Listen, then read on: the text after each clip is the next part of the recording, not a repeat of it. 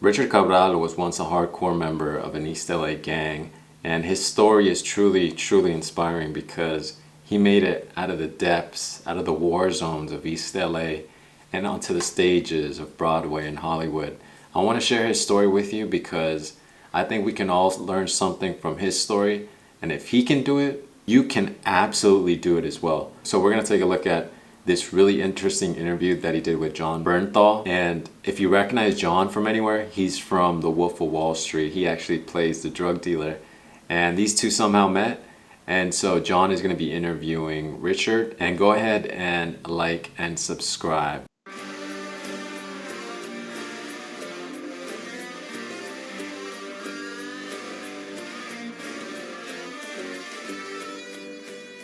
Tell me about your neighborhood. Tell me about. All right, so I'm Mexican American. I'm Mexican, bro. My family's from both of my sides. My grandparents, right? They migrated. My dad came here when he was little, and my grandmother came here, in the '60s, right? So that's it, just pure. That's how I was born, raised, and I was born in East Los Angeles, which people don't know. That's pretty much like little Mexico right there, brother. Like, we've been fucking there since this shit has been fucking colonized. You know what I'm saying? Right. Like, whenever that fucking act happened, like, boom, this is the East Side. That's where we're at, right? Oh, right out of the gate, that Richard speaks with a lot of passion, with a lot of conviction, with a lot of energy. Something different than that, you know what I'm saying? I used to go to the stores hearing Spanish, and so it's just this America that is unlike any other fucking America, straight up, right? Yeah. And seeing the murals, seeing the Virgin, seeing all these fucking colors, that this is my America. Yeah.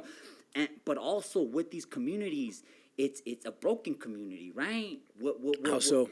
What I believe that society, it's not just America, right? It's these communities, these cultures that are not of the colonizer, whoever colonized the fucking land, right?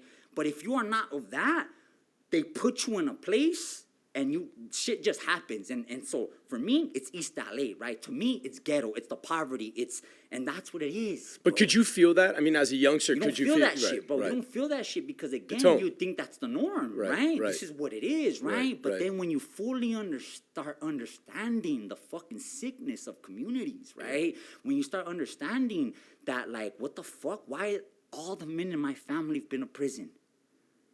Why has my community continued to suffer? Why are all my uncles on drugs? Why are all the neighbors? Why are all my friends? Why? When you start fucking thinking like that, right? And for me, that didn't happen until prison. That didn't happen until I was fucking set in a fucking cage where my mind was able to start thinking, right?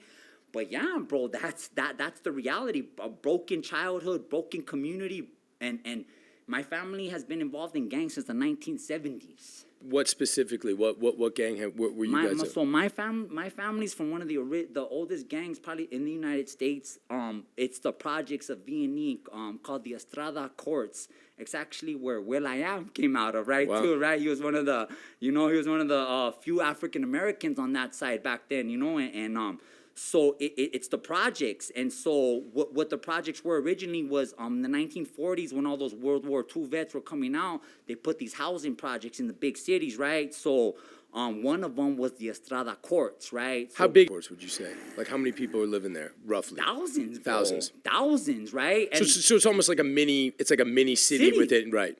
yeah, Right. bro. It's not like, and the thing about the projects, like the East Coast projects and the West Coast projects, like the East Coast are high. Ours Right. are more spread out. Yep. From the west of the Mississippi, Yep. that type of shit, we're more spread out. It's like a right? village. Exactly. It's that type of shit. It's that New Orleans type of shit, right? It's that Louisiana type of shit, Yes, right? sir. So yeah, bro, that's where my family came from.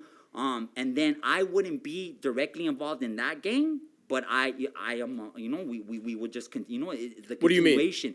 It's like this, bro. What happened? So gangs in East LA have been around, 1940s, bro, right? We've had a lot of people that have been involved in that. Where do you think they came from? What do you think the original purpose was? What was? Bro, it's tribal, right? It's fucking tribal, right? As a society, you must belong to your people, right? Who are your fucking people, right? And if you don't belong to a people, you're gonna get hurt. Sure.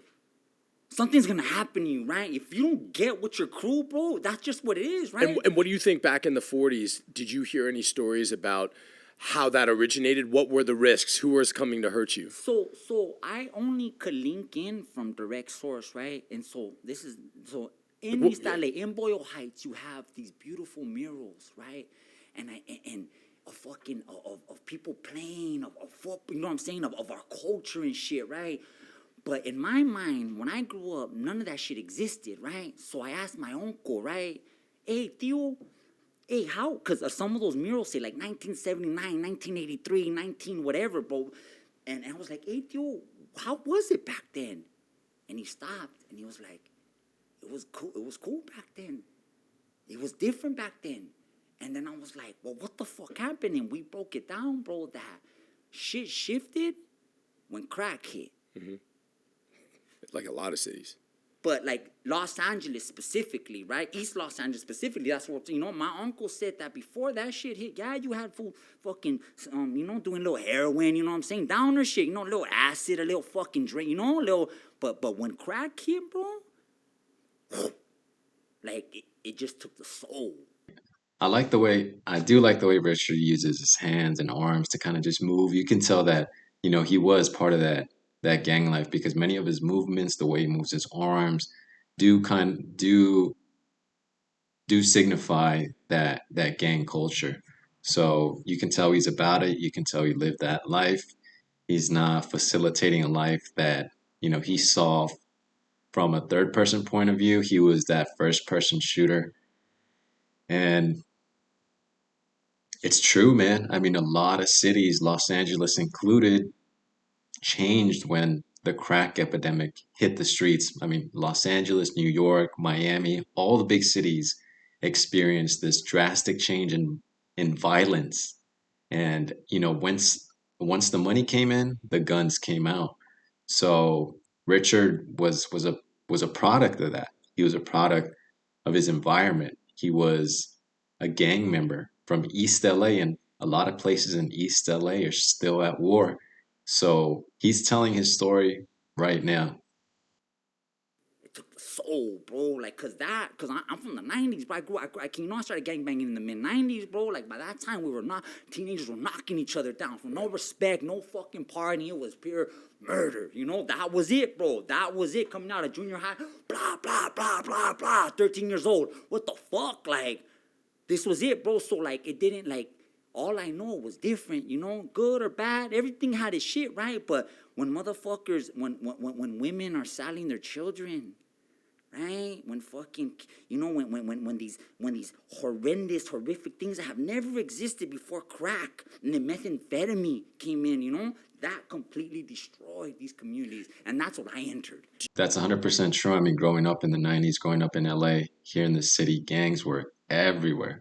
It was bad. I mean, LA was known for that. So, I mean, across the country for having the most gangs out of any other city, so much violence, so much bloodshed. East LA was really, really bad. So he's telling it like it is, man. Have any recollection of this palpable shift, or do you feel like you were just born into it and that was the world that you knew? I was fucking born into it, and that was the motherfucking world that I knew, right, boy? I remember coming out of my apartment. It's called John Fu. My neighbor, Largo from Maravilla, he's probably in his 20s, and he's dragging his fucking girlfriend in front of his kids and my neighbor and his mom, and he's just beating the dog shit out of her, right? I'm like 13, 14, and she's screaming and fighting back, you know what I'm saying? Like, and let's go before that, right? Because my home, right? Fucking. Man, just imagine coming out of your house at 13 years old, you see your neighbor beating the out of his wife, man. I mean, how would that shift or shape your perspective of the world? I mean, growing up in violence in these neighborhoods where there was no community, there was no, sense of belonging, there was no love at home. Hearing my mom get fucking beat next door, right? Like, that's what it is, right? You come up in fucking violence. You come up with, like, fuck what's happening in the community.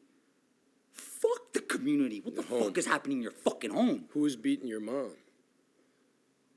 Fucking motherfuckers just coming. You know, it's that, bro. It's fucking. It's for me, bro. If you want to know what the fuck it is, bro, I'm an only child. Fucking broken broken family, bro. My fucking dad left, and here I am with my mom, you know, and my mom's fucked up, bro. They're all fucked up.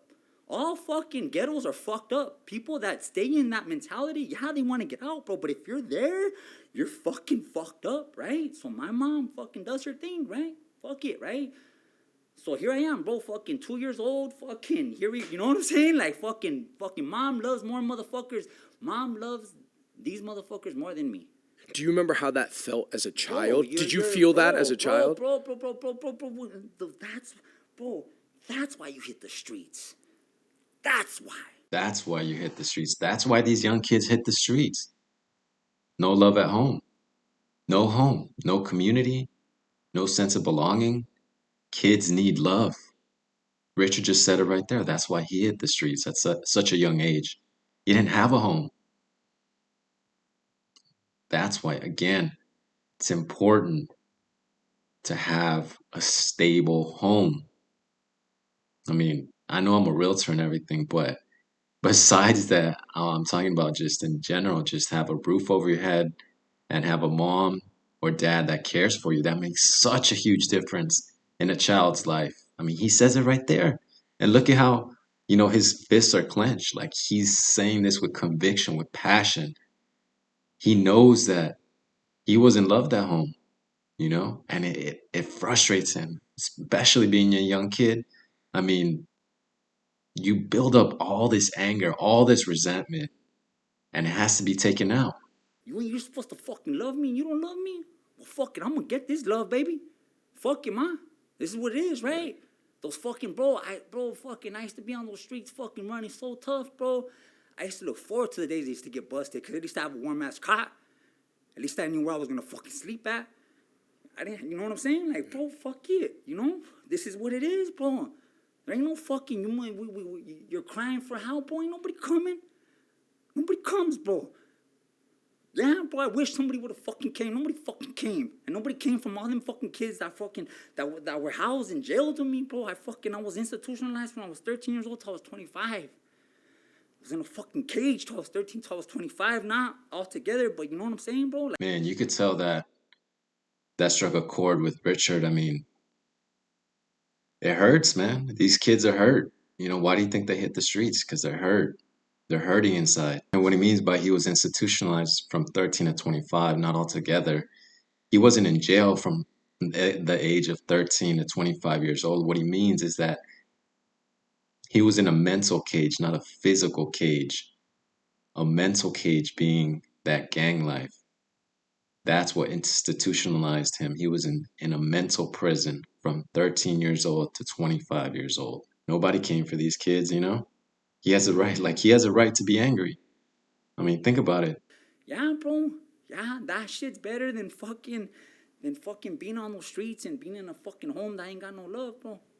Can you give me an example of love that you found from your homies or from people on the street? Bro, bro, it's like at the end of the day, dog, like, if you tell me you're gonna ride with me, bro, fuck it, bro, I'll ride with you, bro. Like, that's it, bro. That's it, bro. Like, What is it? Yeah. And it's like that, bro. Like, all of them fools, dog, all fucking, all of them, bro, all of my friends, bro, all of them were all fucked up, and here we are.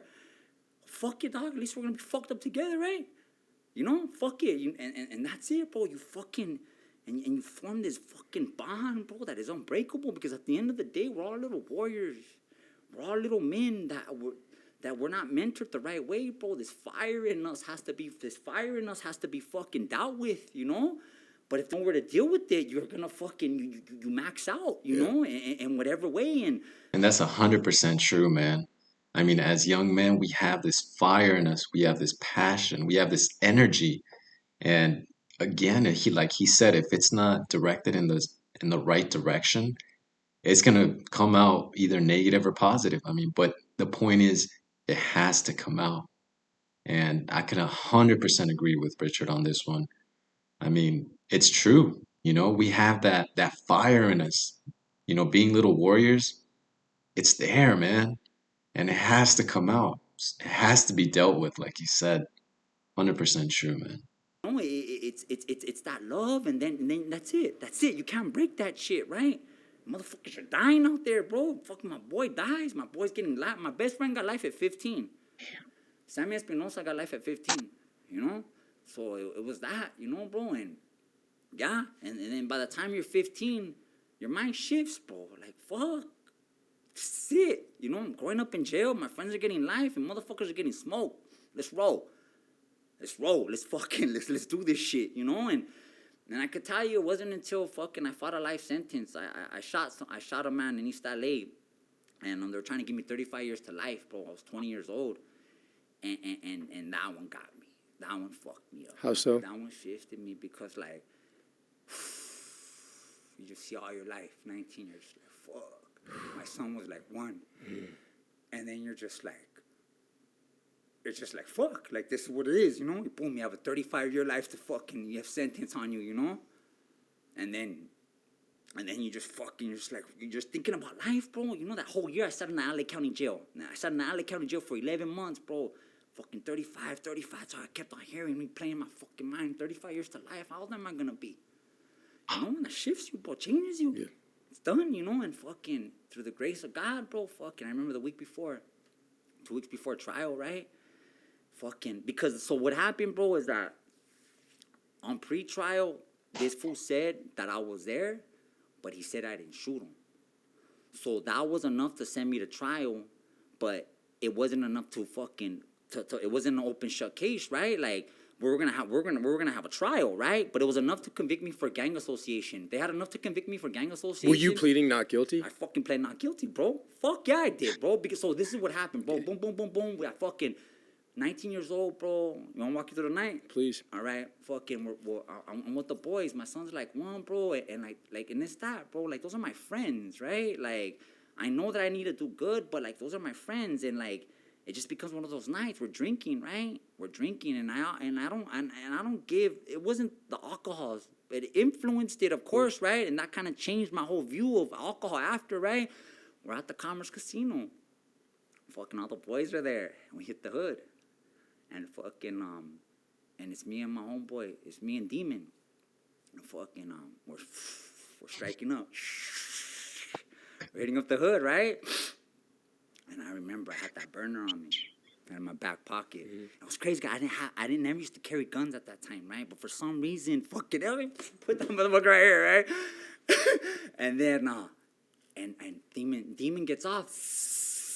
Boom, I post my position, right? Boom, I got his back. Boom, anybody comes, I'm on him, right? Cops or whoever, I'm giving it to him, right? That's just... And for the folks who don't know, you're tagging I'm and tagging you're the fucking wall, right? Because there's going to be a lot of people who don't know that. There's fucking graffiti on the wall. Spray cane is happening. Can you just also just explain what that's So about? this Because is there's a lot of motherfuckers. Yeah. This is territorial. Los Angeles. Yeah, you're not just drawing pictures and We're shit. Not drawing pictures. Yeah. We're striking up our fucking territory to let you motherfuckers know where the fuck you're at. Which is a very dangerous endeavor. Yeah. So with that, with that, right? But in my young mind, I already know what's up, right? Homeboy, we're positioned. Homeboy's on the fucking thing. I'm on the corner with the burner, right? Anybody comes, cops come, woo woo. Fucking fools come, boom, I'm giving it to them. That's it. So, but I've been drinking. Right. So I see these fools on the corner. I leave Demon. I fuck up. I leave him, bro. I have the burner. I leave his ass. I swear to God, I leave him. I leave him. Boom, boom. I run up on these fools. What's happening? Right? But these fools have been drinking too. Mm-hmm. And bro, the biggest motherfucker, he was like, I don't give a fuck. And fucking, I give it to him. Bam, right? This was too big, bro. I can't, but I'm fucking on him, right? Boom, boom, boom. He fucking falls. I remember him falling over me, bro. And fucking Demon to my rescue. Demon, see, he's on it, right? Fucking he comes, and boom, he starts stomping this wow. Boom, boom, boom, boom, boom, boom, boom. I get up. And I just, boom, I don't remember. I just don't remember. I fucking just pull out the burner, bro. And I just, boom, boom. And fucking one of them hit him, bro. One of them hit him. You saw it? Nah, I didn't even see it, bro. Boom. They scattered. He turns. And by the time he turned, I already had hit him. And fucking, yeah. And boom, we're gone. We're gone, bro. We're gone.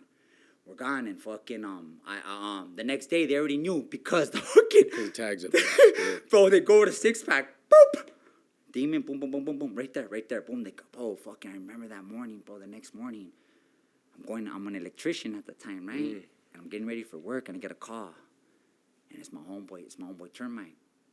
And he's like, hey, bro, what happened last night? And he was like, they're looking for you, bro. And boom, I remember crying. I remember I broke down. I remember I was sitting in my mom's fucking stairs in Santa Fe Springs. I hung up the phone and I fucking broke. And I knew my life changed. And my life changed right there. And that was it. And that was it. They hit my grandma's house that night in Montebello. And I went on the run. I went on the run. I went on the run to Texas. I went on the run to El Paso to see my dad, you know.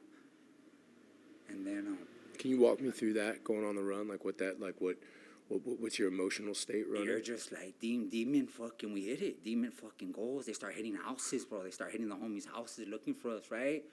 You don't know if this fool's dead or what, you know? You just know he's fucking looking for you, right? And you fucking, grandma calls, you know, fucking, they come in, like fucking SWAT team goes to my grandma's house. And my uncle, I remember my uncle was living, he was there that night, and then he seen him, you know, and he was like, he's not here, but they were fucking, he said they were ready. But the thing is, it's crazy, because my mom used to work for Montebello Police when I was a little boy. So I think that's another reason why they didn't just kick down the door, you know, they knocked, hey, Senora Valtierra, you know, hey, you know, this is, you know, Lourdes is fucking, like, it was like that type of shit, like sergeants that fucking, hey, we're just, you know. But yeah, bro, and that was it. Fucking, it was go time. Demon went to the desert, and I went to Texas, bro, and it was just like, let's see how this shit unfolds, you know. And I was sitting in El Paso with my dad, and he was like, you could go to Mexico, son. You had the house, you know. And I was like, fuck. I remember sitting there, like, in his yard, and like, my son was 1. You get me? My son was 1 too, bro. Like, it was that type of shit. Like, I remember when I left my son, like, fuck, I might never see him. He was like, he didn't know. He was like, you know, when it's that, bro, you're just like, fuck, like. And then I hear that dude survived, and that he's not gonna snitch. And that the reason why he's not gonna snitch is because he wants his run back. And I was like, cool. I'll fucking deal with that, right? I'll fucking take one, right? And fucking whatever, we'll see each other. I'll take that shit. And instead of going to Mexico, I trust that, bro. And I was like, fuck it, let's go. And I turned myself in. Wow. Just imagine trusting your life in the hands of someone that you just shot. Like, if you, man, that is crazy. I mean, that is one huge, huge leap of faith. Putting your life in the hands of someone that you just shot. Turned myself in, bro. I turned myself in at the Montebello police station. Can you walk me through that choice? And yeah. So fucking we go, bro. And it was like, yeah, I didn't want to be like, I knew what that run, like, that's it, bro. On the run, you're never coming back. I knew, you know, and at the end I was like, I didn't kill this motherfucker. I know they're going to try to wash me up, but I didn't kill his ass, you know, so fuck it, let's face the music, baby.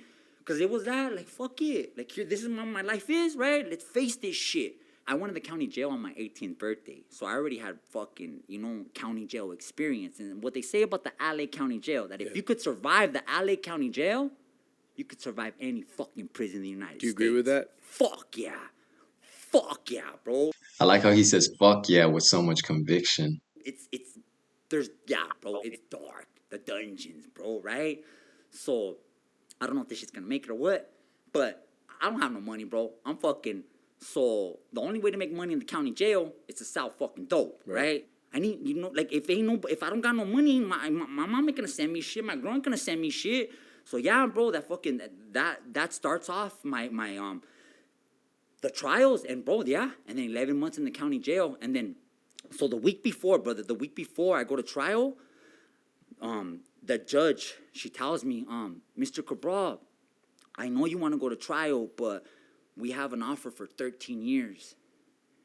And fucking, she didn't even fucking wait for me to reply, but she was like, the way you're looking at me right now, I know you're not going to take it. And I was like, nah, I ain't going to take it. Because the max for the gang allegations was 10 years.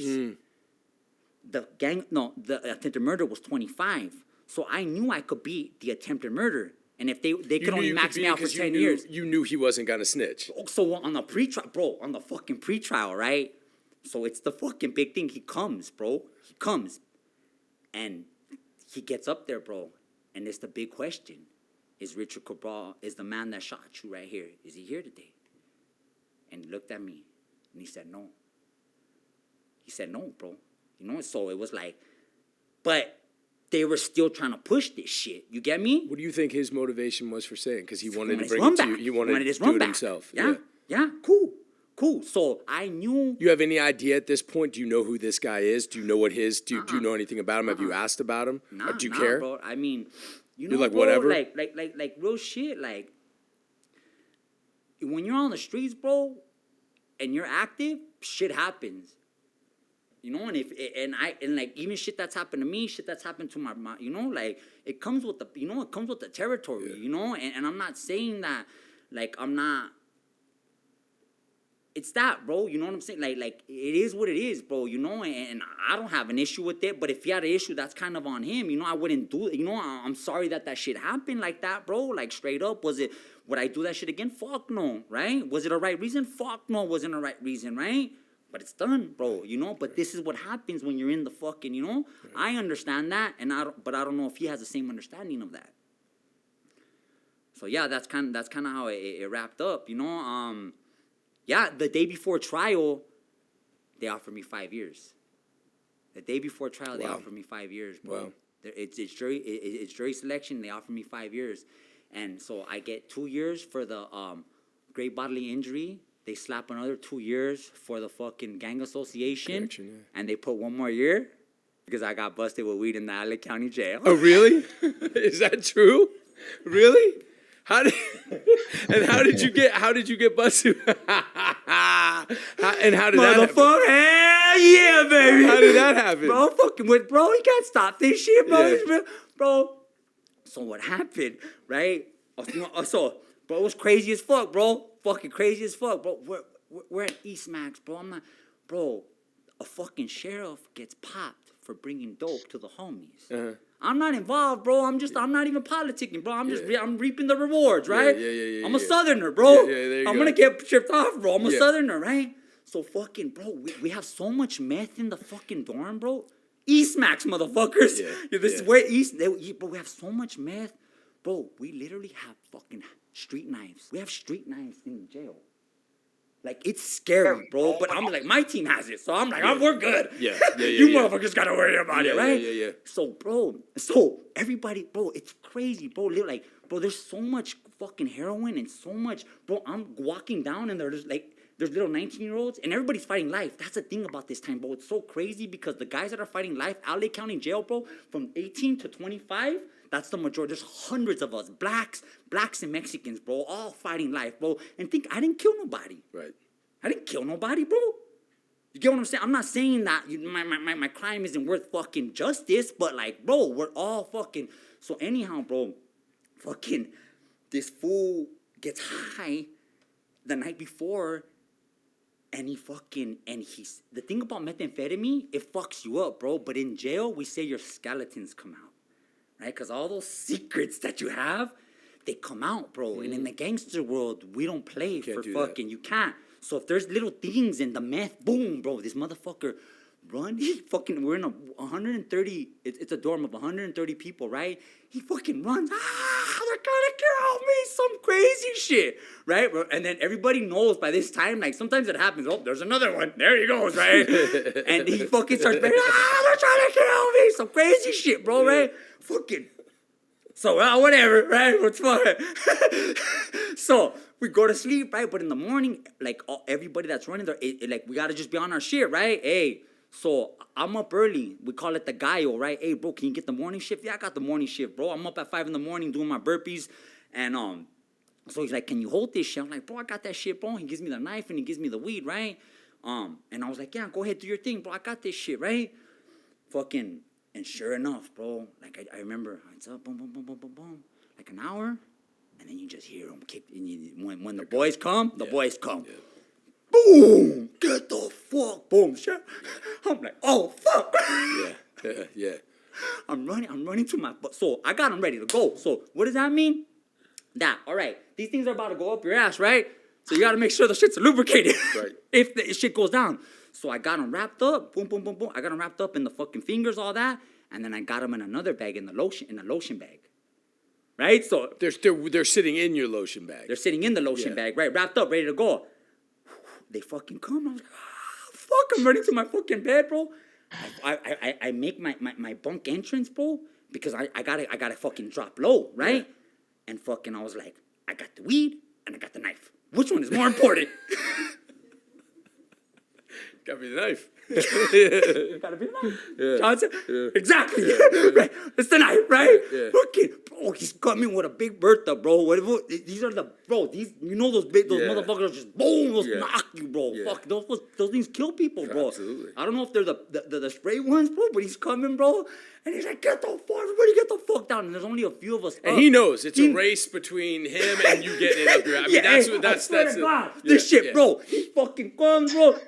I'm like, and I'm down, bro. I'm fucking squatting. And I was like, I get it, and I'm trying to find it. You're trying to find the spot, right?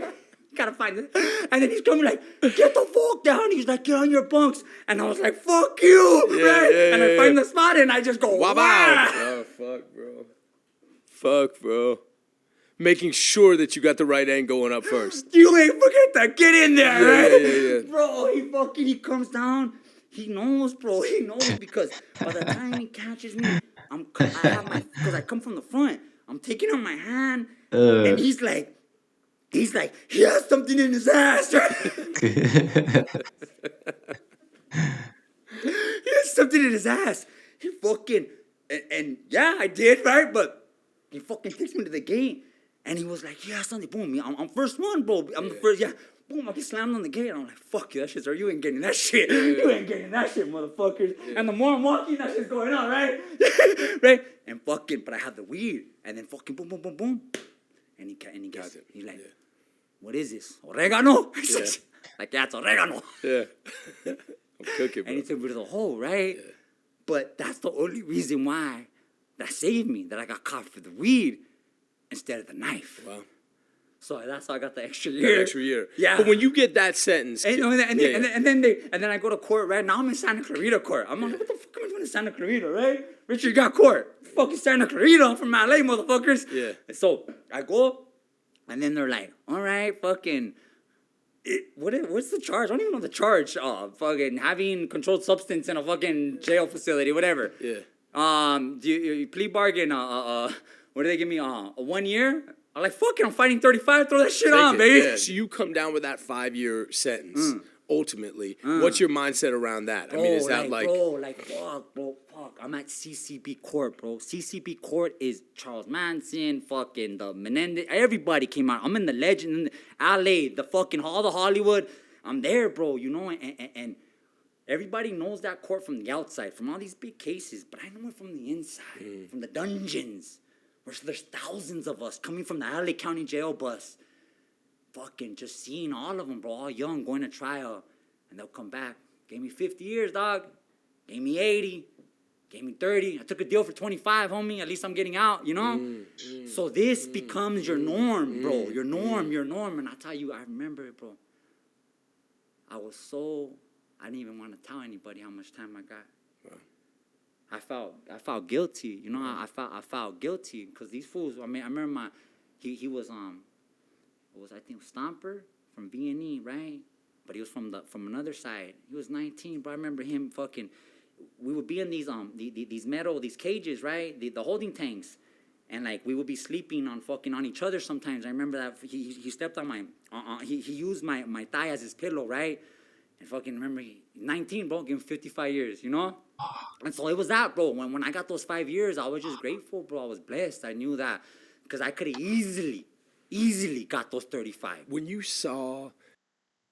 Damn, imagine feeling guilty for getting 5 years when all your peers are getting 50, 25, 35 years. I mean, fuck, like that. And he felt guilty because, you know, everyone was getting a gold star in the criminal underworld, and he felt like he didn't live up to par. He felt bad. He felt bad for his friends and his homies. That just imagine, like, even from, he was supposed to get 35 years, right? Or 25, I forgot what the number was, but just imagine going from 25, even 13 is a lot. I mean, and then to go all the way down to 5, I mean, this guy got lucky. I mean, he's here for a reason. He's telling his story for a reason. We're able to see him on the big screen and in these interviews for a reason, because here's an example of someone that, you know, made it through hell. I mean, what we call in today's society, I mean, prison is hell. Nobody wants to go to prison. Nobody. And this guy made it out of prison. He got lucky that that bullet didn't kill this man. Because if it did, he wouldn't be sitting here today. And if it did, he would have gotten life. He would have been on the run. There would have been nobody for him. There would have the guy would have never not snitched on him. Think about it. I mean, damn, that's insane. That's insane, man. Coming up to you and saying, "Hey, man, I got 50 years. I got 30 years." And did you see the fear and the pain behind it? For sure, I remember the first time that fear hit me, or that reality hit me. I was in the LA County Jail. And, I think it was on that time, right? But it was all during the same time, right? 18 to 20, I was in and out, and I was sitting in the gang module, right? I just got transferred to the gang module, and it was a one-man cell. And I remember just like looking in this dark place, right? The walls just in front of you, the lights are dim.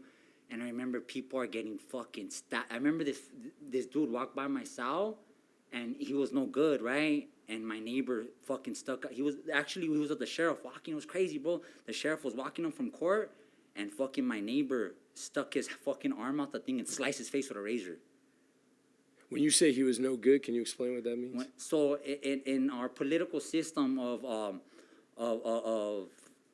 prison, right? With our cultures, the whites, the blacks, we all have our own politics, right? Our own organizations. And so within the Southerners of LA County, he was no good in that aspect, like meaning that he was part of us, but he was no longer a part of us, right? And once you are no longer a part of us, and if you're in our presence, we are obligated, or we are right to engage in violence, and whatever your I guess whatever you have done will matter on how the end result will happen. So it could go all the way from a beating all the way to a killing, right? But that just determines on the case itself.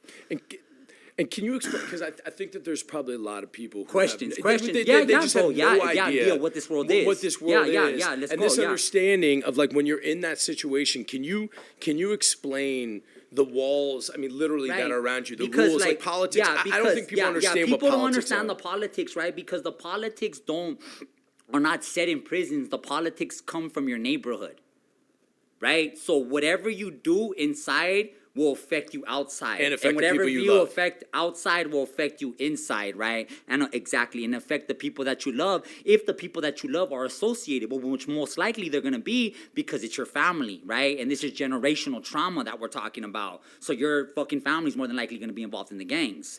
So that's when you're stuck between a fucking hard place and a rock. That's kind of what it is. But looking back, you understand this, where you understand where it's all coming from, and you have the ability to not hide from it, shot from it. You can go right back into that world emotionally, even though all you're trying to do out in the world now is positivity. And I find that beyond beautiful, bro. Can you look back at your upbringing, and can you think of an example of somebody in your life? Was there anybody who was trying to lead you into a path that you would want to lead a youngster into now? Was there anybody looking out for you? Can you think of anybody? Did you have that, or do you feel like you didn't? There was good people in my family. You get me? But I don't think they really had a true understanding of what systemic oppression is. For sure. But it's not really about being a good person. I mean, there are plenty of good. The situation you're in jail, it doesn't matter whether you're good or bad. Once you're there, you're there, dude. And it's about cutting that, it's not really your choice then at that point. And I would love for you to explain that. But I also, I know it's a lot of questions. No, you're good. We're here, brother. We're here. But because I really believe, and I know folks that really just didn't have that. There was really not, that didn't exist. That's mine, bro. That's really, and like I said, we were crying for help, but nobody came. Father Greg, and Father Greg changed my life. Father Greg Boyle of Homeboy Industries. If it wasn't for that man, I wouldn't be here today. So what he's talking about is Homeboy Industries, which is a light at the end of the tunnel for many of these, ex-cons, former gang members. Homeboy Industries has been in LA for a really long time, and it transitions these, these ex-criminals gang members into professionals in the working place. And so, if people that don't know who Father Greg is, Father Greg operates the biggest gang nonprofit organization in the fucking world, right? It's been around for almost 35 years. He has worked with just gang members all his life. He has buried close to maybe 250 to this day as we speak. Continuously burying, you get what I'm saying? Continuously engaged, right? And when he came into my life and showed me love, showed me, fuck love, because love gets fucking thrown around too much, right? When he just, like, did what you're doing right now, bro, just looking at me in the eyes and fucking listening to me, bro. Listening. No one listened, bro. Bro, everybody's crying for help. All these kids are crying for help, but nobody's fucking listening. And when he did that, it was fucking, and it fucked me up. It took so long to truly understand that a person could just genuinely just want to hear me, care about me. If that would have happened before, in a real way, not coming in, because a lot of people get the shit fucked up. You can't come in one day and think that the child's gonna be okay, give them some good words. If you want to be committed to this fucking, to the help, you have to be committed, bro, you know, and give yourself seasons. No one's saying don't burn out, because I seen that shit too in this work, bro. I do this work. I'm in the hood because I come from the hood. But it's you have to be willing to fucking go, you know? And yes, but no, bro, if someone would have been there, I think I would have, because when it came, I did listen. Exactly. Can you tell me about how he came into your life? So I get out of prison, right? And for those that are in Los Angeles, all gangs, bro, if you're from a gang, you have a connection to Homeboy Industries, that has been around. Black, Mexican, Salvadorian, Korean, whatever gang you're in, Los Angeles, real gangs, right? That you have a direct connection. Somehow someone came in, and sure enough, when I came out of prison, and it's that, right? Like, you're a gang member. I'm tatted up. I'm fucking on parole. Like, who's gonna... Then there's that shit, right? You want to talk about fucking, like, bro, here we go. $200. I made this shit fucking happen with $200. I'm sitting across you. They fucking gave me $200. I make this shit happen. That's right. That's what it is, bro. That's but right. You don't have no understanding of, like, fucking where to go, right? Homeboy Industries, bro. Yeah. Homeboys. Okay, so before you even get that, you get the $200. Now you're out. You've done what you've done in. I mean, we haven't even talked about prison, but you get out. Yeah. And I think that's Bro, another thing people don't understand. I mean, Bro. no one's gonna hire you. Where do you go? Like what? Talk about that feeling. Talk about that first week out. You know, and it's this, you know, my mom picks me up, and she picks you up, and, you know, but it's the same shit. You're going back to the same shit that you came out of. And it's that, you know, I have, my son's 5. I haven't seen him. He doesn't know me. You know, like, fuck, you're just like, all right, fuck, like, here I am, right? Here I am, but I knew one thing, that I was clear-headed, right? And What do you mean? I was clear. I was more clear than I have ever been, right? Like, I've seen life, bro. Like, I remember the first stabbing that I seen in Ironwood Prison, bro. Like, I'm on the yard for like a fucking week. Boom, yard down. There's over 1,000. And I look, I'm like 21 when I hit the yard, bro. I'm a young kid still. I'm thin, fucking, you know, small, bro. I mean, and I just see these fucking, they're like our age, bro. Just fucking stabbing the fuck out of this fool in his neck, bro. Yard down. And these fools ain't stopping, dog. And fucking, boom, bro, that fool, I don't know if he died or what. And then you find out that he was a fucking, I think he was a child molester or a rapist, either or, bro. And this is how we're dealing with it, right? And you have to just acknowledge it, right? You got to understanding it all, bro, but seeing what the truth is, you know? And yeah, bro, that shit changed me, bro. That shit fucking, prison changed me, bro. Prison fucking, seeing homies just overdosing on heroin under the stairs type of shit, right? Just seeing fucking your own turning. The thing about, I did time in the South. There you go. Doing time in the South and doing time in the North is completely different, because in the South, there's thousands of us, bro. We don't have to be going at it with the norteños up there, right? So I think it's a setting like this. When all of you are there, and you don't have nobody to turn to, you turn on each other. And that's what was happening. And I knew at that moment that I didn't know what the fuck I wanted to do, but I knew I didn't want to do that. You know, and I knew, and at that time, my crimey, bro, it was crazy, because my crimey demon, I took the rap. nothing happened to Demon, bro. Wow. It was but at the end of it, you know, that's how it was, bro. But they thought that they had me. They're like, fuck it, we're gonna give him life. We don't need Demon, right? Demon fucking gets out. Demon gets paralyzed. Wow. How so? Got shot, bro. And I would have been there. You get what I'm saying? So, like, these things are fucking happening in my life. These 3 years, Where were bro. you when you found that out? In Ironwood, bro. I get the letter. They're like, fucking, sure enough. But I would have been there. Those are my boys. How long did... Been there, man. That is crazy. Just imagine you got lucky by going to prison for 5 years instead of getting paralyzed for life. I mean, which one would you choose? Getting paralyzed or going to prison for 5 years? Make sure you comment down below. I really want to hear this. I really want to hear this debate. Man, just imagine. I mean, I'm telling you, this guy came from hell. That's prison is hell. Just imagine seeing someone getting stabbed right in front of you. People overdosing, your own people overdosing.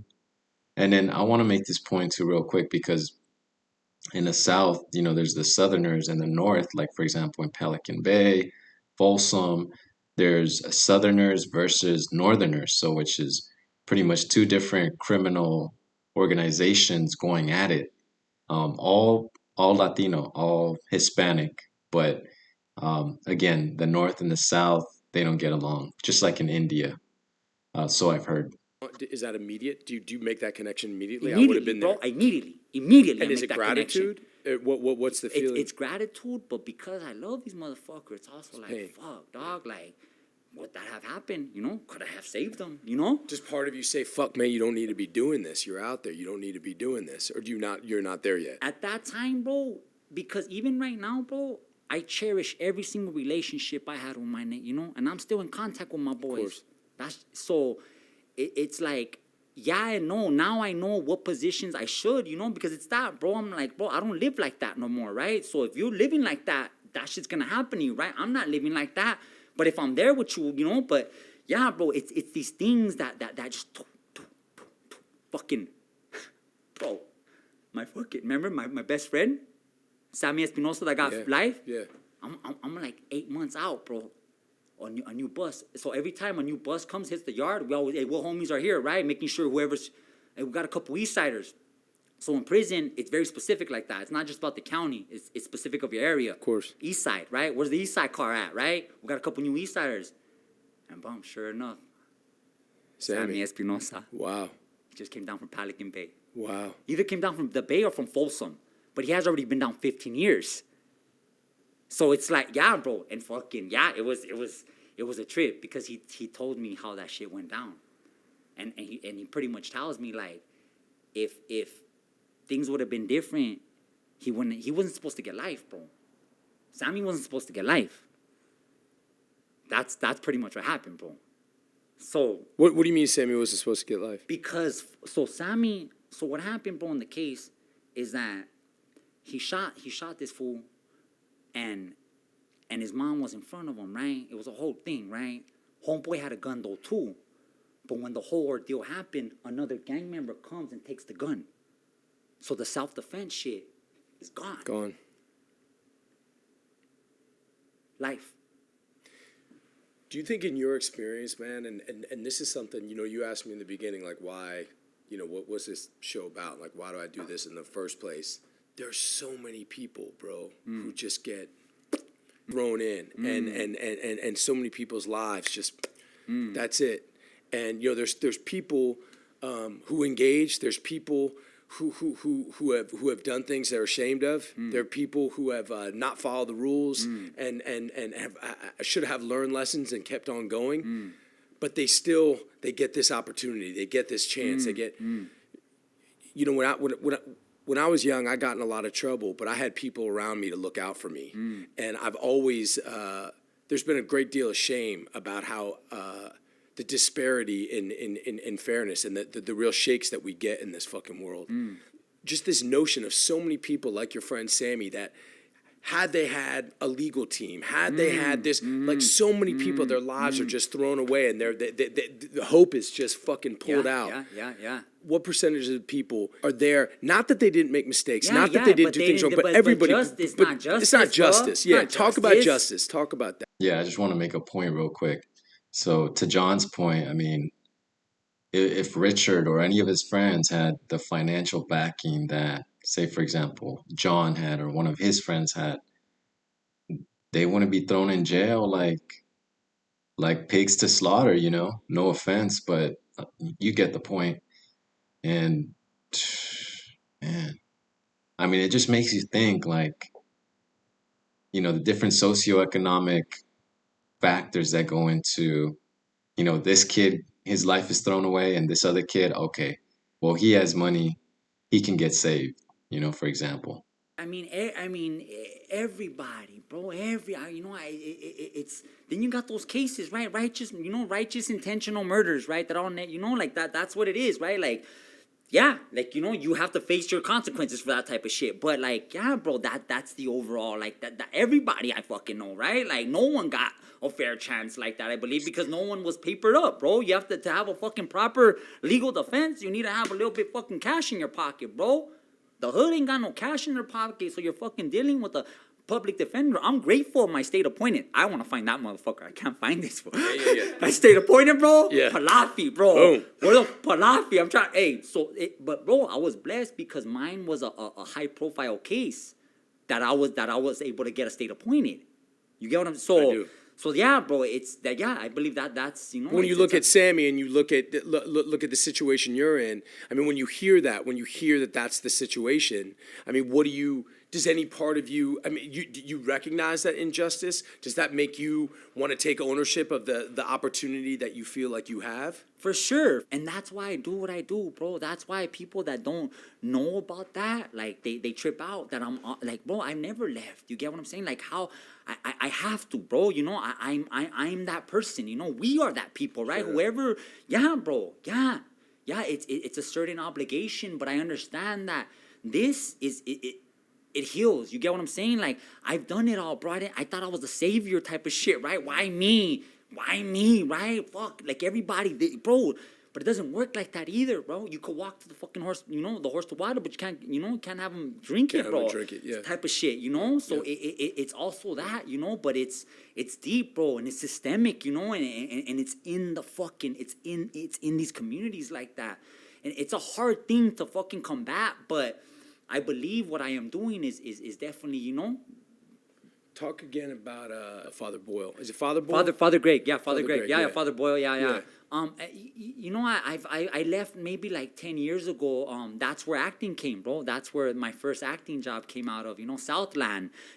They were looking for some real homies, and they came, and that's a trip too because, like, I remember during that season, 10 of us went to Warner Brothers Studio, and we got the part, but I was the only one that knew that there was more to it, right? Because we talk about these communities, bro, acting, things that are normal to us in this, bro, there's no sense, there's no connection to it, bro. So I knew that there was like a professional training. I knew it. I had no direct connection to it, bro. But at that time, I was in the bakery, right? And I was gonna be a master not master bake, whatever. Culinary chef or bakery, whatever.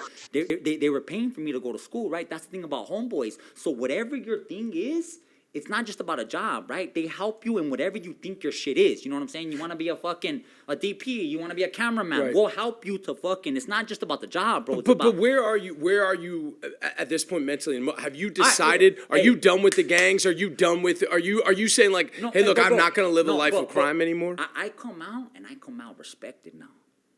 I just did a bid on an attempted murder for the hood. You get me? Yeah. So, like, I'm coming back. I'm still engaged, but I'm coming back different. How so? When you come out of a prison mentality with these, and you're still involved in the neighborhood, you come not willingly or unwillingly, you're an enforcer now, right? You're like, hey, this shit ain't not, you ain't playing. Like, and at that time, I'm getting into mad fights with the homies, right? Bam, like, because that's it. Like, these last 3 years, I have been trained in we just been fighting, rioting, stabbing, fighting, rioting, stabbing. That's it, baby. That's it. So me taking off on you ain't shit to me right now, right? So yeah, bro, I come out and I'm kind of that, you know, like, but not enforcing it, but I'm a presence, right? I'm a presence, and I'm a presence for my little homies, and I'm a presence for the older homies. But I knew that I needed to do something different, and that was at Homeboys, bro. That was Father Greg right there. I hate to harp on it, bro, but No, when you say that, like, you knew you needed to do something different, right? Was there something specific that happened that bro, made you know? And what different? Explain the difference, bro. You know what? My son. I think the game changer was my son, bro. I remember that journey, right? Going to Palmdale, and I don't have no money. You know, I have to take the train to Palmdale. I can find his apartment. His mom left him. You know, we met. His mom, she kind of did him dirty like that, you know, and I'm not going to throw her under the bus, but she ain't around at that time, and his grandma's there, right? I knock on the door, and he's in the room, and then she was like, Adrian, there's someone here to see you. And like this little white complected little boy comes out, you know? He fucking little. Fucked up. I was like, he had silver teeth at that time and shit. I was like, damn, my boy, what happened? And it's funny because in our community, we say those kids with the silver teeth, those are the, what they call in Ireland, the bullocks, the troublemakers, the traviesos, tremendos.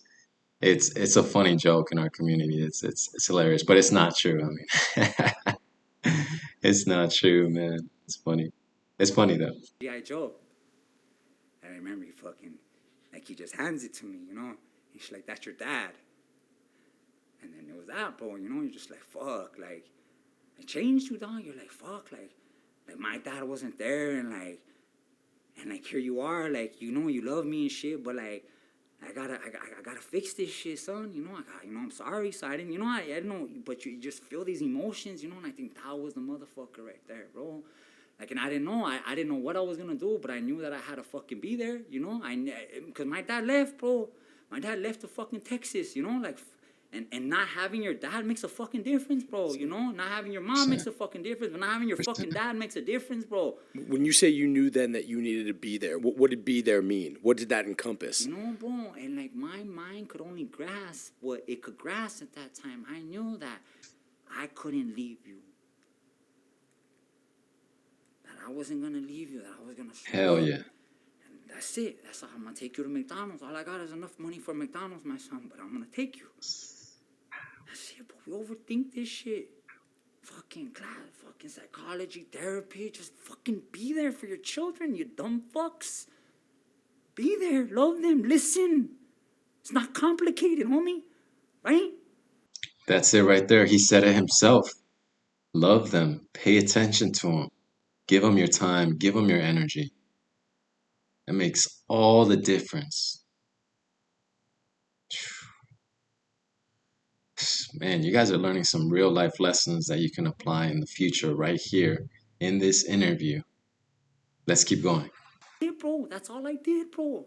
That's all I did. He fucking is, and then I didn't stop, bro. Fucking was it not, bro? His mom fucked him up, you know? I fucking boom. Give a fuck. I'm gonna be right here, son. And that little boy is the boy that I met. Little boy's the little, you know, grown up boy with the, you know.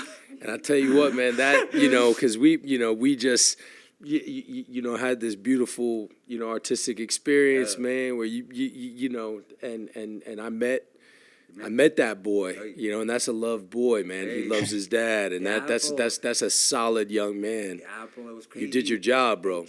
You could tell. I mean, John's even getting a little emotional as well, man. I mean, he's, he means it. I mean, he's speaking from the heart as well. He's like, man, yeah, you got a good son there, man. Like, that's incredible. And you could tell, I mean, you could look at his eyes, his eyes are getting watery as well. And it's a really cool moment between these two. These two are homeboys, people that, somehow met.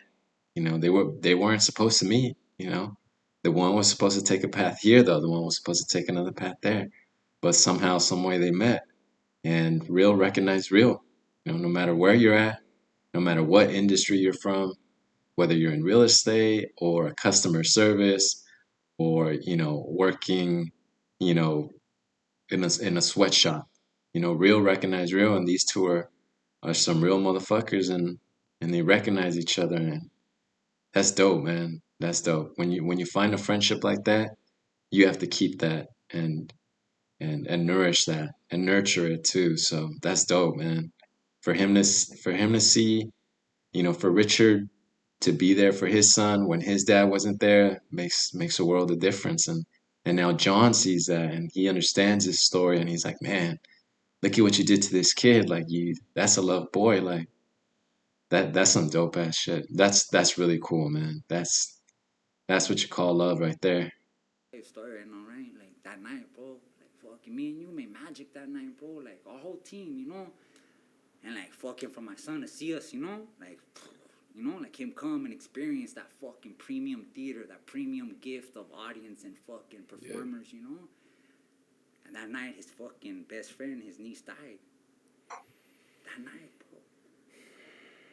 bro. His cousin, his best friend, his fucking dog, Marissa, bro. She fucking died that night, bro.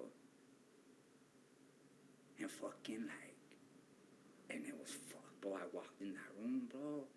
And Jose was with them, bro. And Jose was like, we've been up all night, bro. And he was like, Marissa died last night, Dad.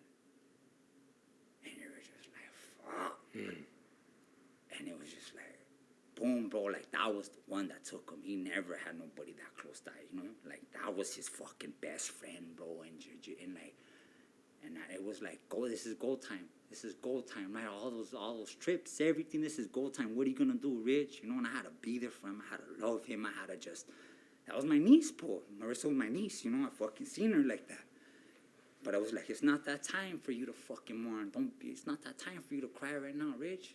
You got to be there for him. That's what it was, bro, So, yeah, that's it, bro. It keeps on evolving, the being, but I think it's still being at the end of the day. Being, listening, comforting. And that's what I try to do. So you have that experience with the little man, with the G.I. Joe, and you decide you're going to be there. So if you be there, that means you can't fuck up no more, bro. right? Committed. Look, bro, life is always going to is going to come with it, right? Our life is always going to throw me struggles, right, bro? But life is always going to present where you could get out. But I needed to fucking just stay committed, right? Stay committed to fucking growing and evolving and not wanting, bro. I don't want negative shit. At the end of it, bro, hood shit is negative. Oh yeah.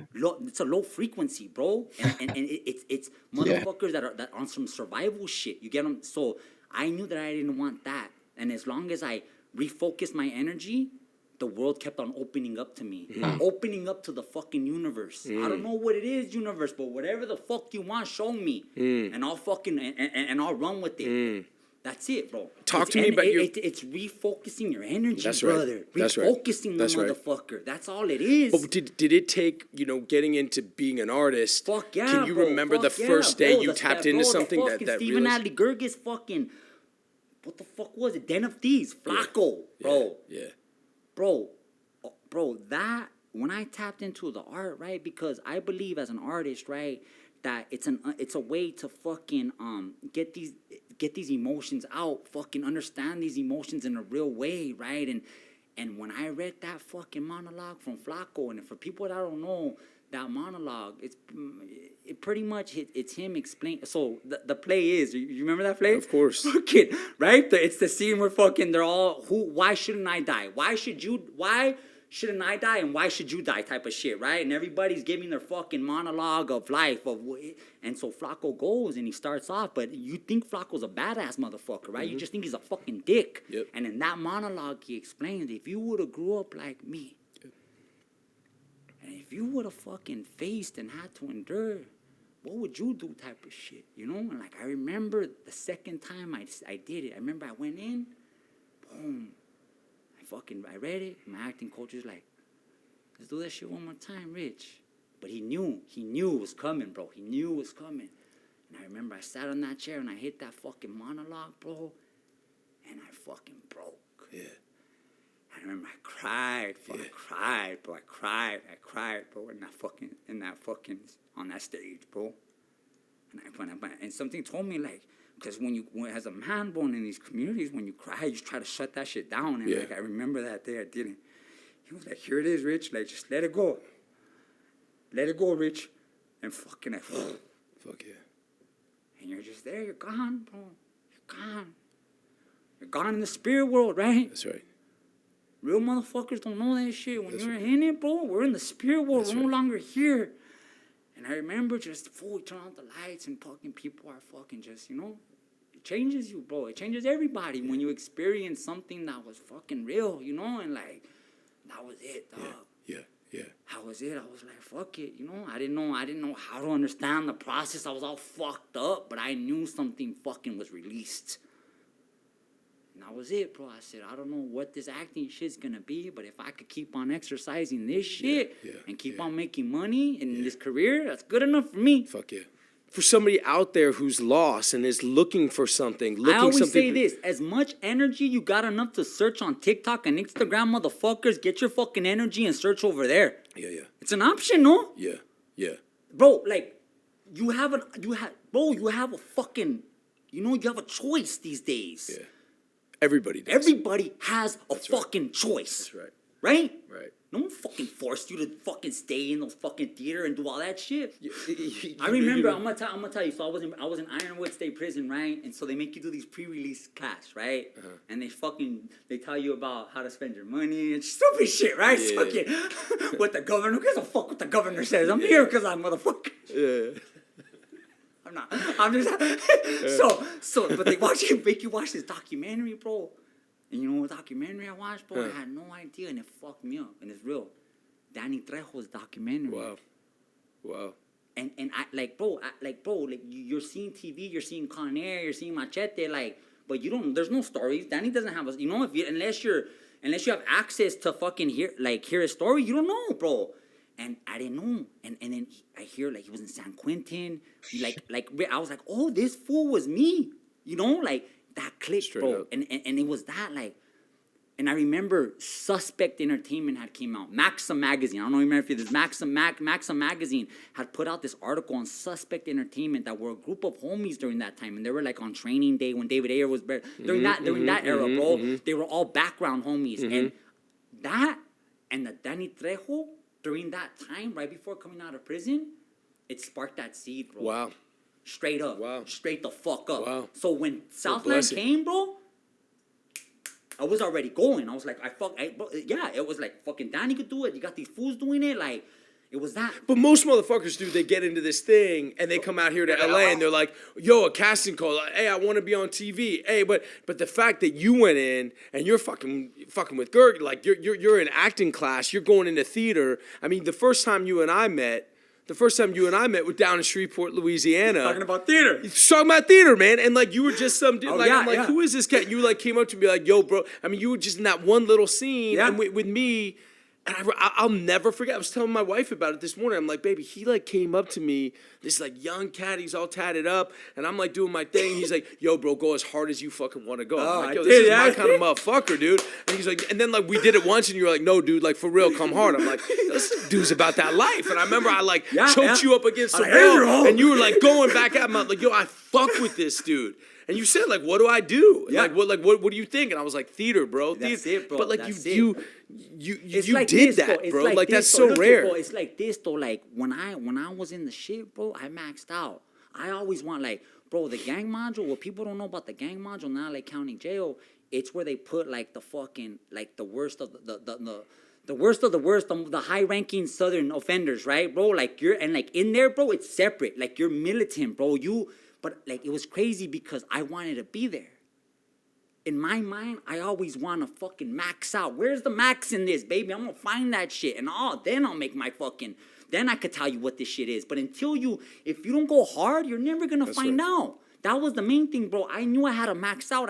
You got to cut energy, right? I had to stop the bakery shit. Oh, you want to be an actor, Richard? Stop that shit. Because you can't. You're going to be half good, right? It was really that, bro. Just gotta go all the way. You gotta go all the way. Because if not, you're not gonna see the results. I mean, another thing, I could 100% resonate with this. I mean, going all in That's what Richard did. That's why he was successful. It's not because he was doing, you know, homeboy industries and acting at the same time. Once he saw that acting was a way for him to get out of the hood and change his life, he went all in. So if you want success in whatever field, you know, whether you're a lawyer or a doctor, you have to go all in, all in. And that's something that resonates with me in my life. And just hearing it from someone like Richard, I mean, it makes so much sense, and it's all or nothing. And that was it, bro. I seen all the results. I went all out in the gang world, bro. I seen it. I fucking got life. I was gonna get life, right? And when the acting came in, I was like, and it was that what people don't know, bro. Like, you're from the East Coast, I'm from the West Coast, bro. Training as an actor, well, I don't know where you trained at, but bro, it's different. It's different. It's fucking different, bro. Sure. Motherfuckers come out here and you're just like, what? This is acting? Like, everybody looks pretty as fuck. You Right, guys, right, all you fools right. look pretty. It's like audition class and What like, the like how to fuck? do a commercial monologue. Well, that's what I'm saying. I have so much respect Bro, for the. like, but see, for me, bro, think about this is why, bro. Because by the time I came into acting, bro, I was an outsider already, bro. I was already blasted up, right? I knew all the other bullshit. I couldn't, bro. And I had kids. Let's not forget that, bro. Fuck what everybody's talking about, bro. Motherfuckers, I had to make this shit happen. What, 1, now 4 kids. I've always had kids during this whole time, right? So this couldn't be my hobby type of shit, bro. I needed to make this shit work, bro. Right. And the only way I was gonna make this shit work and understand if this shit was gonna work is if I maxed out fast. How did you figure out, how did you know that maxing out meant getting on stage, doing a one-man show, reading plays, getting into theater? How did you decide, which so many people make the mistake that maxing out is, if I'm not actively trying to get on TV, if I'm not actively trying to get an agent, no, because the thing is this, bro, because when the opportunity comes, dog, and I'll tell you the first, when that opportunity comes, and when shit hits the fan, dog, all that other shit doesn't give a fuck, because when you're in the presence of you, homie, and I'm gonna tell you one more, the first time I fucking felt that was with Mal Gibson on Bloodfather, bro. And Mal was not fucking playing, homie. And if I wasn't ready to fucking match that straight up, homie. Yeah, bring it. Yeah. Is your Instagram gonna help you with that? The way it looks right? Yeah. And boom, you're done, homie. You're done. Your one opportunity just came. And if you fucking let this shit, it's gone, baby. So because Richard maxed out, was prepared as hell, when that opportunity came, he took it. He took it and he succeeded. Why? Because he took that risk on himself in the first place. He's like, it's this or nothing. His back was against the wall. He had 4 kids. Just imagine. Sometimes that's what it takes in order to succeed, is having your back against the wall, having everything against you so that you can empower yourself to overcome that. And again, like he said, when the opportunity came, he was ready. He knew his scripts. He knew everything. Why? Because he maxed out. He gave it everything. And once, like they say, the harder you work, the luckier you get. And so once that opportunity came, he took it. And look where he's at now. Why? Again, because he decided to take a chance on himself and go all in. Type of shit, right? Nah, you ain't gonna do that shit to me. You ain't doing that shit to me, baby. Mal, I don't give a fuck. Mal, bring that shit. Let's go. Let's go. Yep. Give a fuck where you. I don't give a fuck about fucking Paco Lipto. Let's do this shit. Go. Yeah, man. But that's it, right? That's it. But no, you know, it's all good with Mal. But it was that type of shit because he comes to fucking engage, dog. Yeah. When you come with the big wigs, dog, and like, bro, like I was talking with my girl, bro. Like I was blessed, dog. Like within the first year and a half, bro. Like I'm a Ridley Scott, dog. I'm a fucking Fassbender and all them fools on the counselor type of shit, dog. Like, and it was just like, you bet, bro. If I didn't do that when the monologue of Ridley Scott came, and you got that opportunity, homie, and you're not able to deliver that shit. Right. That's right. And for me, that was it, bro. That's like, right. And for me, like, yeah, motherfuckers, I handled that monologue on Ridley Scott in that time. You know what I'm saying? I'm not like, life has happened, but it's that, bro. If I wasn't ready for that opportunity, I've seen that shit. I've seen actors fumble on there and they look like fucking, they look stupid as fuck. Bro, you have an opportunity, homie, and you fucking, you did a few more push-ups instead of reading your lines? You did a few more push-ups, you stupid motherfucker, instead of knowing your lines. Yeah. But it's coming. I mean, you said like you read that there's so many people now that like, well, I can get this opportunity. Like, I come from the gang world. I come from this world. I came from the military world, so I can play military football. But like, you somehow had the presence of mind. And it was like this, bro. Like, bro, you fucking look at them, bro. You come. Who the fuck did you like? What did they do? Who did you like? What did they do? Who did you like? What did they do? That's right. Meryl Streep, Pacino's, right? I'm from that. For Scar, all that shit, dog. Whatever, bro. Whoever the fuck your go-to was, right? Who are your favorites and what did they do? And when you go back to that era, right? All of them came from the theater, dog. Every single one. So why should it be any different? That's right. And you have this understanding. And then boom, and I was like, and what did you read? Stanislavski, Meisner, fucking, let's go. Right. Give me all that shit. Right. Give me all that shit. Right. I'm gonna max. That's how you're gonna max out. I want everything. I want to understand every nook and fucking cranny of this. Good for you. Because you ain't gonna get over on me. That's right. That's right. And if you approach life like that, how can you get fucking fucked? You know what I'm saying? That's right. That's me. That's me, right. brother. That's right. In your words, how do you explain sort of the difference between theater and film and television? Like what does that mean to you? In respects to all mediums. Yeah. But as a performer, there is nothing like the theater. There is nothing that brings greater joy to my soul than the fucking theater. Because it's not about me. It's about them. Mm-hmm. It's about us. It's about the audience. And it's about, it becomes this unison, this ecosystem of energy in the theater, bro. Mm-hmm. And that is something that you cannot capture on film and television. Mm-hmm. Until my dying day, I believe as long as I'm acting, I will forever want to be in the theater. Yeah. Amen.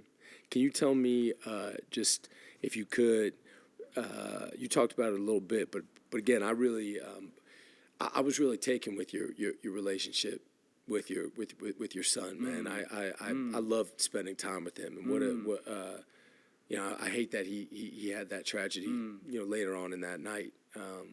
But those 2 days that I spent with him, I really was just taken with how kind and thoughtful and present a young man he was, and how much he admired and loved you. It was palpable. And you said something to me, about lost time, and you just got to be with him. And can you just talk a little bit more about fatherhood and what it means to you, and how it serves you and how you serve it? I just came back from a trip, seeing my youngest children, which I don't live with in Miami. My youngest are in Miami, and then I have my two more, my 13-year-old in Los Angeles, and then my son.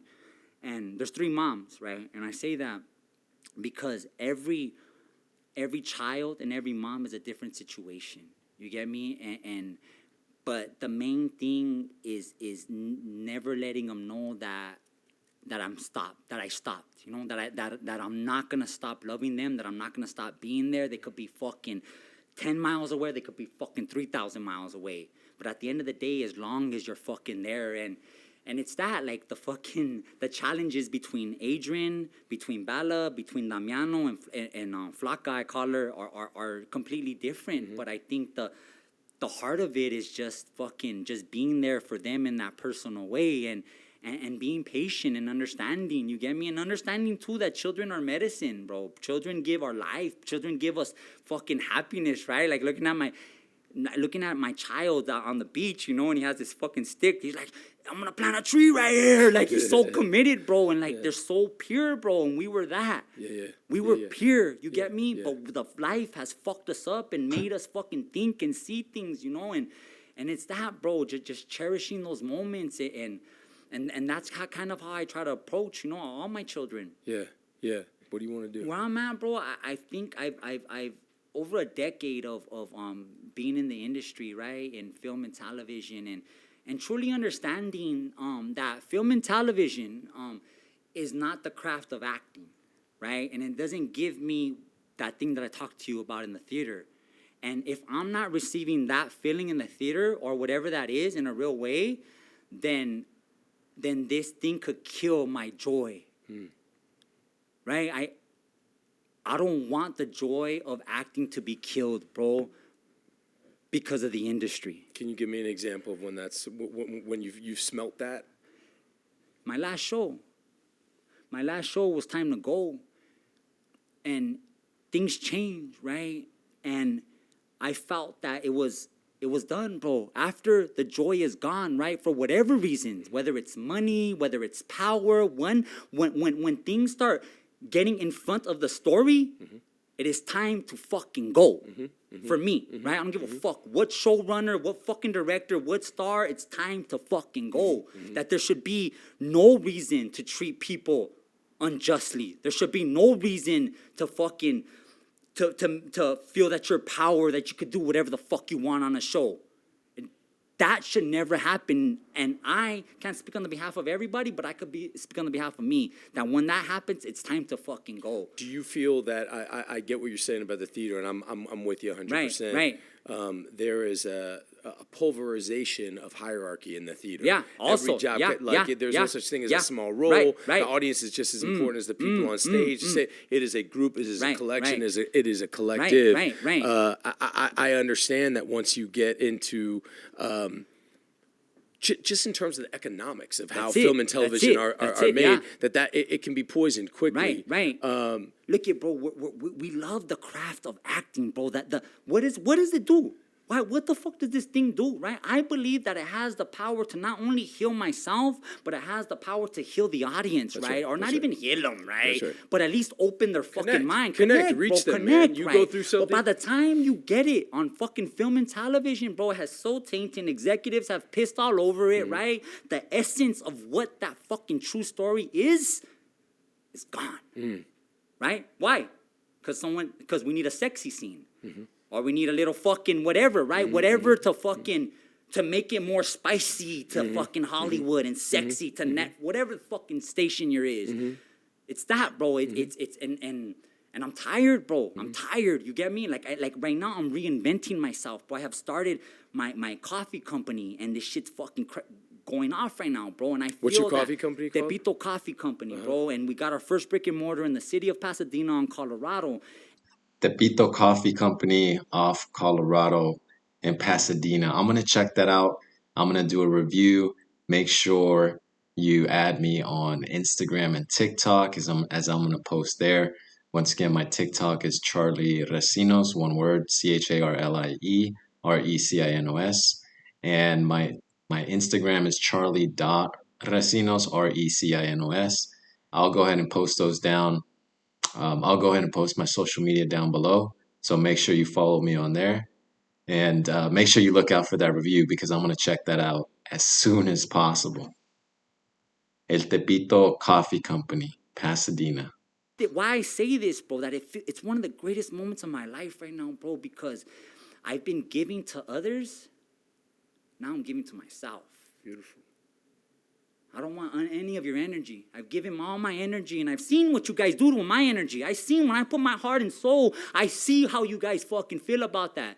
And fuck you.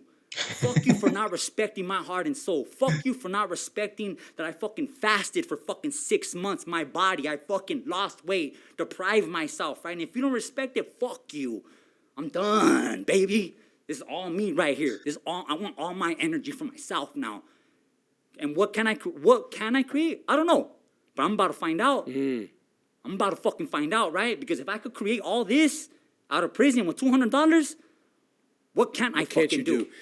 The same way that you talked about cutting off the bakery and cutting, that was no cut, longer baby. looking. Yeah. Hollywood, baby, we're cutting, baby. What cutting? But when you say Hollywood, no, I want to know specifically. It's not even Hollywood. Yeah, it's not Hollywood. Yeah, it's not Hollywood because we're part of it, brother. We're part of Hollywood, right? But you nasty motherfuckers. That's right. You nasty motherfuckers. Fuck you fools, right? That's right. Straight up. That's right. Fuck you. It's that, bro. People fucking taking advantage of people, bro. That's right. That's right. So tell me. And if you don't say anything, you're just as guilty, motherfucker. That's right. If you don't say anything and the shit is happening, fuck you too, baby. That's right. And I don't want nothing to do with you. Fuck, bro, if you're there, bro, and if a woman or a man, right, is getting taken advantage and you fucking turn and go like that, Amen. Fuck you. Amen. Fuck you. Amen. Amen. And so tell me in terms of the building. So I understand what we're turning our backs on. I understand what that's no longer a part of. What are we building? What are we building as artists? We're building a safe space to fucking, a safe space, brother, and to be fucking proud and fucking and not have that outside world influence you or whatever is going on. That's it, bro. I want this. This is what you created, right? That's all I want, for people to be able to fucking enjoy themselves. And you want to have a dinner? You want to have a fucking podcast? Whatever, bro. My Tepito is my essence of what Homeboy Industries now. It's that, bro. I have homies there, bro. You know, we have a training program, bro. Like, everything that is happening that Homeboys does, we are doing at Tepito. Mm-hmm. So it's like, what do you want to do? What don't you want to do type of shit? Tell me what you want to do. I want to know specifically, man, as an artist. As an artist, I understand that there's art in what you're doing with the cup, but like I have fucking worked with you, homie. Like, I know what you give, bro, as an actor. Look, there's only you're not done with that, bro. No. Yeah, you're not done with that, homie. There's only a few people in this world, bro, that have access to me as an actor right now, and two of them are sitting in this room. It's you and my lady. That, bro, that's it. I just want to fuck with, like, bro, like, whatever the fuck you want to do, or, you know what I'm saying? It's going to be fucking, it's that, because you're going to give your heart and soul. Whatever my girl wants to do, it's going to be, because she's going to give her heart and soul. The people that you ride with. Like that, the people that you ride with, you'll throw down. Hey, bro, if you ain't in my circle right now, I don't want you. You ain't supposed to be here. Amen. Straight up, bro. Tell me, I don't need new friends, dog. I'm with you. Tell me about your lady, man. That Deborah Moore Munoz, you know, we've met on our last show, bro, and she's a writer. She's a writer. Tell me about her writing, bro. I mean, bro, she's fucking so smart, bro. And I don't even want to, but bro, she's just fucking, yeah, bro. I mean, she season 3 was. I'm just gonna say this, bro. Season 3 was my greatest fucking season of Mayans, bro. And I honestly feel, because she was there for me in the writing. For me, we weren't with each other at that time, bro. So she was just there as a fucking creative and as a friend, and I was able to fucking truly be vulnerable and be able to give one of the greatest performances that I have done in my life on season 3. Okay, so hang on, man. This is heavy to me because just for the little insider baseball, but I don't give a fuck. I'm just talking to you, man. So she's a writer on the show. You're an actor on the show. And from being on shows, you know, the relationship between the actors and the writers, if anything, you know, it's, you know, I mean, for me, it's always contentious because I'm like, nah, I'm not saying that shit. And like, I'm sorry. But like, how does that then become personal? I mean, I guess she's on set sometimes. Like, how does that become? Yeah, she was on set. She was on set, and but was there something beautiful about the kid? She wrote for you in a certain way that made you say, like, who the fuck is this human? Like, can you walk me through that? Most importantly, it's not. But she was on set, right? And most importantly, like, bro, like, fucking when you're in it, bro. I remember fucking not eating for like 2 days on that motherfucker, bro. And like, she like, you want an apple? Yeah. Maybe it was just that. You want some almonds? You know, you got you eat your almonds today, bro? And it's just like, yeah, bro. And it was that, like, just somebody being there that cared, you know. And after, nothing happened, but after we, you know, it was completely after, bro. And I mean, we're 11 days apart. Let me put that shit. Born on the same. It was crazy. Okay, so, bro, we went to the same high school, bro. Yeah, that's crazy. Type of shit. Yeah. And I don't like, bro, like, I believe in the spirit world, bro. I follow the fucking what the spirit world's trying. But we went to the same high school, didn't fucking know each other. She went to Columbia, I went to California Department of Corrections. Bro, what the fuck? Yeah. On the same show though. Yeah. 20 years later. Yeah. Born. Fucking, yeah, literally, same year, 1983, 11 days apart, bro. I was like, what the fuck? So you she guys was like, hey, come out to Joshua Tree. I was like, all right. Jumped on the fucking Harley, went out to Joshua Tree, bro. Yeah. Fucking was all over, bro. If anybody knows about Joshua Tree. Yeah. Mushrooms and Joshua Tree. I know. It's a necessity, bro. It's a necessity for any good relationship. Yeah. I'm with you on that. What do you love about him? His intensity and his passion. Nah, this motherfucker's got neither one. My patience. She says I'm a patient man, bro. That is absolutely not what it is. Oh man, it's beautiful. But you know what I do love about her is that, like, it's crazy, right? Because we're both Mexicans born here, right? So we had really no connection to Mexico. And what I love about her is that, like, during this time of our life, like, we've been in Mexico, like, so much now, right? And what going back to your mother country does to you And I think for both of us, we've just been traveling. But she went with me, and it's beautiful because she's been with me. She was the first one to go with me to the farm, to the coffee farm, you know, and it's just that, you know, getting a deeper understanding from our people, and enjoying it together, bro. You know, I believe that being separated from your people and your culture, it fucks you up. You know, I'm not saying that you have to like, oh, I am all this, but truly understand your culture, bro. Like, I'm a Mexican, bro. I never knew there was fucking pyramids in my fucking country, bro. Like, what the fuck, bro? Like, that shit was crazy when I went there. You know what I'm saying? Like, so it's That's something I want to touch on. Of course, I think it's 100% important to know your culture, but it's also important to know and understand and be involved with people from other cultures and other backgrounds as well, because you learn from each other. You learn from each other. So, yeah, I agree with his point. And yes, I also believe that it's important to meet and connect with people from other cultures as well, because again, look at these two, real recognize real. Doesn't matter what culture you're from, doesn't matter what kind of work you do. These two different cultures, two different backgrounds, and and they met. And so again, I think it's important to understand not only your culture on a deep level, but also understand, connect with, and interact with people from different cultures and get to know their cultures as well.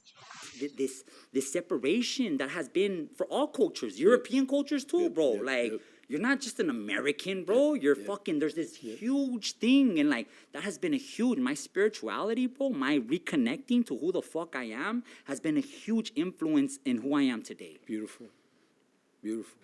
One of my first things that I did after I became established, right? One of my first programs at Homeboy Industries was called the All Heart class, right?